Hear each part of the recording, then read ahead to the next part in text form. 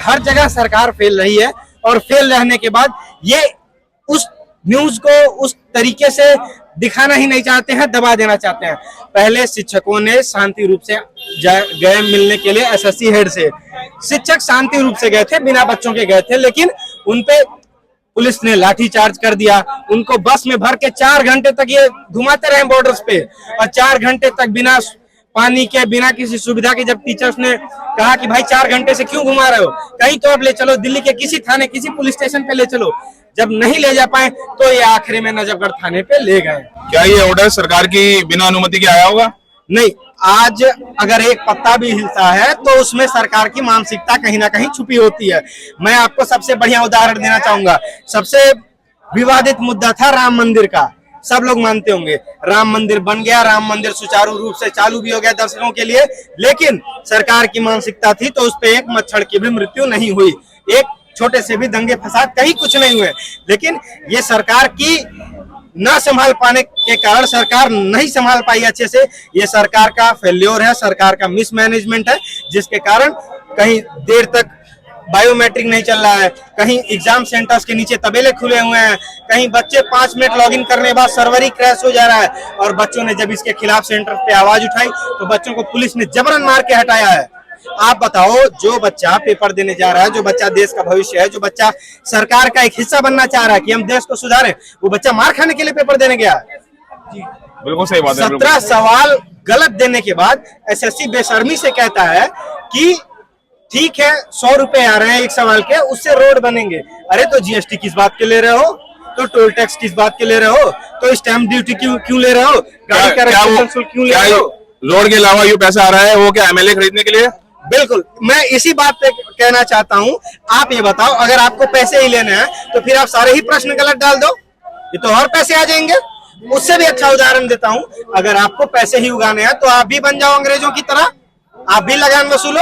और आप वसूल रहे हो, अलग अलग तरीके से आप वसूल रहे हो, लेकिन वसूल रहे हो। आप देखो, भारत के अंदर सबसे ज्यादा टैक्सेस हैं, रशिया के बराबर हम टैक्स देते हैं, और सर्विसेज हमको अफगानिस्तान की तरह मिलती है। क्या भारत सरकार का जो शिक्षा मंत्रालय है वो भी एक स्कैम चला रहा है? पेपर भरो, पैसे हमारी जेब में भरो, पेपर भरो, पैसे हमारी जेब में भरो। 1917 में एक एजुकेशन सिस्टम इन्होंने बैठा दिया, मैकाले एजुकेशन सिस्टम, आज तक वही लेते आ रहे हैं। एक न्यू एजुकेशन इन्होंने पॉलिसी लाई थी। मेरे को बता दे एक कॉलेज, एक यूनिवर्सिटी जहां इन्होंने पूर्ण रूप से एप्लीकेबल किया हो न्यू एजुकेशन पॉलिसी। इन्होंने क्या कहा था कि 10th एक बच्चा पास करेगा, हम उसको एक स्किल सेट देंगे।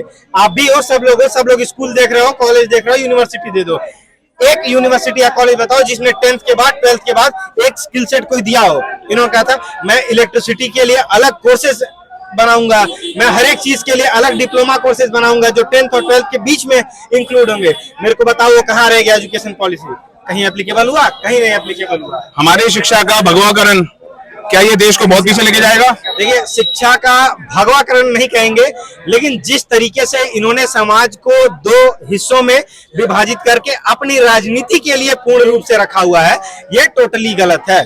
अगर मैं कहता हूं कि भाजपा सरकार को कोई समस्या है, किसी एक वर्ग से समस्या है, तो ये भी तो अपने ही हैं। कैसे समस्या हो सकती है?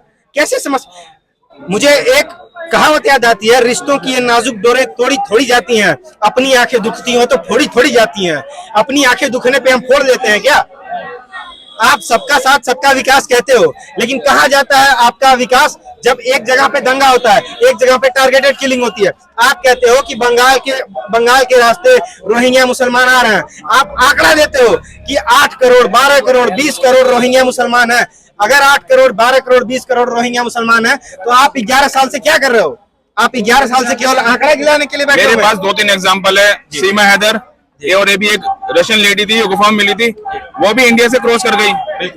ये किस तरीके की हमारी देश की बॉर्डर सिक्योरिटी है जो टाइम पे लैप्स होती रहती है और इसका कोई मेन मुख्य मीडिया में जिक्र भी नहीं होता। सीमाएं सशस्त्र हाथों में है और बहुत अच्छे से सुरक्षित है।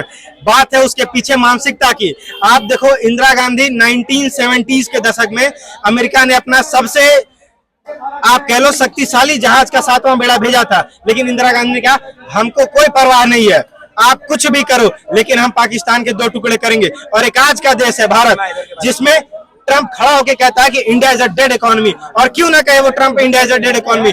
3 बार उसने चाहा और तीन बार इंडियन स्टॉक मार्केट क्रैश हुआ, 550 पॉइंट सेंसेक्स गिरता है, हम कहाँ मार्केट में परफॉर्म कर रहे हैं। मैं इस पे कहता हूं ये मोदी का सॉफ्ट रूट है ट्रम्प के लिए, जो हमेशा अप्रोच करते हैं, इनको हार्श होना चाहिए। क्या है मोदी का सॉफ्ट रूट? जो सॉफ्ट नेचर है मोदी का, यो यूएस में अडानी का करप्शन पकड़ा गया था, यो अभी कोर्ट के अधीन चल रहा है केस। ये क्या वही रीजन है? आप पढ़िए यार, कहते हैं मैं बिना पढ़े नहीं आता। मैं कहता हूँ आपको एक बहुत अच्छा उदाहरण बताऊं, आपको एक बहुत अच्छा उदाहरण बताता हूं। मुंबई के एयरपोर्ट पे 2021-22 लॉकडाउन के दौरान 1000 किलो ड्रग्स पकड़ा जाता है, अडानी ग्रुप का अनऑथोराइज्ड। आपको और हमको और कोई भी यहाँ खड़ा है, कोई बता दे कि उस पे ऑन रिकॉर्ड कहीं कोई कार्रवाई हुई, वो न्यूज गायब हो गई। और आप देखो, ये वही मोदी की सरकार है जो मोदी 2011, 12, 13 आपकी अदालत के अंदर खड़े होके कहते थे कि विश्व में कोई शक्ति नहीं है जो भारत पे प्रेशर कर सके, 125 करोड़ की हमारी जनसंख्या, हम सब पे प्रेशर क्रिएट कर देंगे। कहाँ गया वो प्रेशर? सरकार भी किनकी थी, ये भी तो चीज है। सरकार भी उस टाइम पे दूसरी थी, तब उनके बयान को लेके बोले थे, उस टाइम पे थी कांग्रेस की सरकार। अब कहाँ प्रेशर क्रिएट करे? अभी ऑपरेशन सिंदूर के टाइम पे तो वो प्रेशर आया ही नहीं ना, ऑपरेशन सिंदूर के टाइम पे तो कोई भी नहीं आया। अब दूसरी चीज, इंडिया की डेड इकोनॉमी इसलिए सही बोला उन्होंने कि देखो अमेरिका जब चाहे कंट्रोल करता, अगर इंडिया के पास, क्योंकि मैकडोनल्ड है बाहर का, एप्पल आईफोन चला रहे हैं सारे बाहर के, ये अमेरिकन एक्सप्रेसवे सब बाहर के। अरे अगर आपको टैरिफ बढ़ाना है तो आप भी यहाँ से टैरिफ बढ़ा दो, लोग खरीदना बंद कर देंगे। उनकी डिमांड का जब देखेंगे भाई साहब चीज महंगी हो रही है, तो भाई साहब खुद ब खुद डिमांड कम हो जाएगी। सप्लाई एंड डिमांड के ऊपर चलता है सारी टैरिफ का खेल, यहीं पे सारी चीजें खत्म हो जाएगी। भाई जो हमें जिस तरीके से नुकसान पहुंचा रहा है, सेम उस तरीके से उसको नुकसान पहुंचाओ। अगर आपका ये मानना है, तो अगर आपको ये मानना है कि भाई साहब आतंकवादी को जो सुधारने का तरीका आतंकवाद कह दो, उसी को मार के ही खत्म करना है, ठीक है, इसी तरीके से करो आप। क्या इस वक्त इंदिरा गांधी होती तो क्या वो ये स्टेप लेती? इंडिया मतलब किस चीज के ऊपर?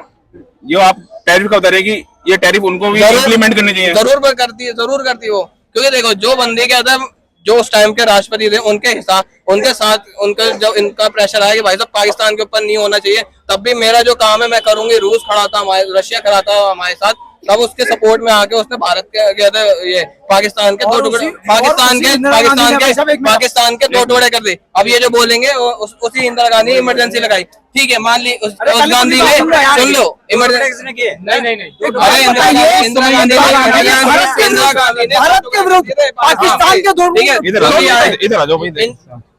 भारत के विरुद्ध पाकिस्तान के दो टुकड़े क्यों किए आपने? बताओ, आप बताओ। मतलब भारत के विरुद्ध 2 दुश्मनों को बनाना। 2 दुश्मन कैसे बने बताओ? बांग्लादेश भी है। अच्छा, बांग्लादेश एक कल को हमारे साथ हमारे टाइम में सुन ले पहले। अब एक बात बताइए, छोटी सी बात है, हर बंदे की नस्बंदी कराना हिंदुस्तान में क्यों? वो भी मुसलमानों की हिंदू। अब मैं एक बात पूछता हूँ सर, आप बोल रहे थे ना कि ये बता रहे थे भाई लोग उस समय इंदिरा गांधी काफी हद तक सही है, पार कर दिए पढ़े लिखे अनपढ़। उस समय की देश की सिचुएशन क्या मैं है? कहता हूँ अभी हमारे क्वेश्चन क्या है? अभी हमारे साथ पाकिस्तान के साथ अधिक से अधिक वो 5 रुपए का आइटम बम मारेगा, हम 50,000 का बारूद उसके चलते झोंक दे। क्या है हमारी मानसिकता? ये हमारी सरकार उस तरह के स्टेप लेता कि आप लोग के युवा आप भी समझ सकते हो ये सही है? वो 2 रुपए का फुरफुरी लाए और भारत के पीछे मारे, हम उसके चलते 50 लाख 60 लाख का प्लेन भेजे। पूछना चाहता हूँ, ये आप बताओ, 2 रुपए के फुरफुरी से मैं बता 25 लोगों की जान चली जाती है पहलगाम में, या सेना पे जवान शहीद हो जाते हैं। हमारी सरकार स्टेप ली। पहली बात भाई ने बोला कि राम मंदिर की बात, पहली बात बोला राम मंदिर की बात, राम मंदिर की बात आनी चाहिए देश में। अरे एक मिनट यार, राम मंदिर की बात इन्होंने कर दी पहले।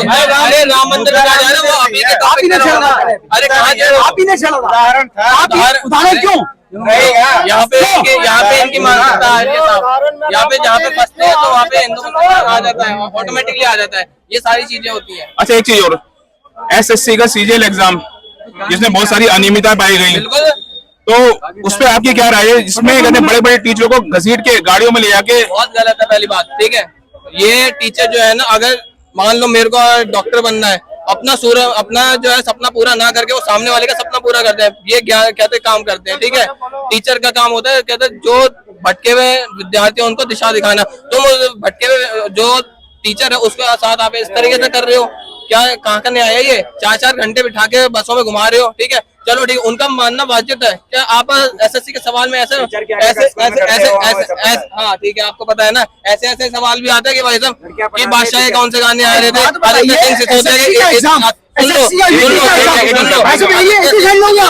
आदित्य सिंह सिसोदिया के असली नाम क्या है, असली नाम क्या है, ये सवाल आते हैं। तो टीचर सवाल क्यों उठाएंगे, ये सारे सवाल क्यों उठा रहे? अब हम ये चीजें बनाएंगे, मतलब ऐसा SSC का एग्जाम